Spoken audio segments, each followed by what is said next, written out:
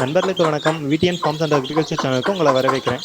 இன்னைக்கு இந்த வீடியோவில் நம்ம எதை பற்றி பார்க்க போகிறோம்னா, நாட்டுக்கோழி குஞ்சுகள் பொரிச்சதுலேருந்து 1 மாதம் வரைக்கும் அதுங்களுக்கு என்ன மாதிரியான தீவனங்கள் கொடுக்கணும், அதை எப்படி கொடுக்கணும் அப்படின்றத பற்றி பார்க்கலாம். நம்ம வெளியில் வாங்கி தர தீவனத்தை விட வீட்டிலேயே தீவனம் உற்பத்தி பண்ணி தந்தோம்னா கோழி குஞ்சுகள் ஆரோக்கியமாகவும் வளரும், அதுங்களுக்கு நோய் எதிர்ப்பு சக்தியும் அதிகமாக இருக்கும். அதனால் கோழி குஞ்சுகளோட இறப்பு விகிதமும் நம்மளுக்கு கம்மியாக இருக்கும். இப்போ இந்த 1 மாதம் வரைக்கும் இருக்க கோழி குஞ்சுகளுக்கு என்ன மாதிரி தீவனம் கொடுக்கலாம் அப்படின்னு பார்த்தீங்கன்னா, உடஞ்ச அரிசி 40% கொடுக்கலாம். அதே மாதிரி மக்காச்சோள மாவு 30% கொடுக்கலாம். சோயாபீன் அது 10% கொடுக்கலாம். அப்புறம் மீன் பொடி 5% கொடுக்கலாம். அப்புறம் கம்பு, சிறுதானியம் இதெல்லாம் பார்த்தீங்கன்னா ஒரு 15% கொடுக்கலாங்க. தீவனம் இது மாதிரி கொடுத்தோம்னா அது கோழி குஞ்சுகள் ஆரோக்கியமாகவும் வளரும். அதே மாதிரி நம்ம எதிர்பார்த்த எடையும் வந்து சீக்கிரமாகவே வரும். கோழி குஞ்சுகள் நோய் தாக்குதல் இல்லாமல் ஆரோக்கியமாகவே வளரும். அது மட்டும் இல்லாமல் கோழி குஞ்சுங்களுக்கு தினமும் தண்ணியை சுத்தப்படுத்தி வச்சுக்கிட்டே இருக்கணும்.